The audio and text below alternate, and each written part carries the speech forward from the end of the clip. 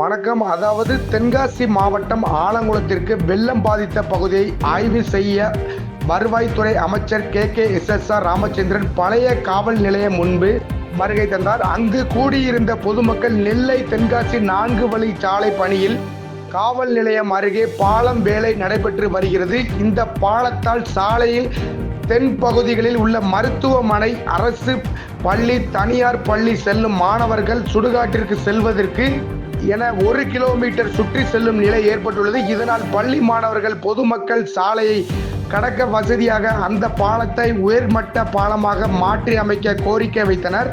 அப்போது அங்கு நெடுஞ்சாலைத்துறை அதிகாரி வந்தனர். இதனை அடுத்து அமைச்சர் மாவட்ட ஆட்சியர் முன்பு நெடுஞ்சாலைத்துறை அதிகாரிகள் ஒழிக என அங்கு இருந்த வாலிபர்கள் கோஷம் எழுப்பி சாலை பணியை முடக்க முடியாமல் பணியை ராஜினாமா செய்து விட்டு போ என ஆவேசமாக வாக்குவாதம் செய்தனர். இதனையடுத்து அமைச்சர் மாவட்ட ஆட்சியர் சம்பவ இடத்தை விட்டு கிளம்பி சென்றார் என்பது குறிப்பிடத்தக்கது. பாதகம் செய்பவரை கண்டால் நாம் பயங்கொள்ளலாகாது பாப்பா, மோதி மிதித்து விடு பாப்பா, அவர் முகத்தில் உமிழ்ந்து விடு பாப்பா.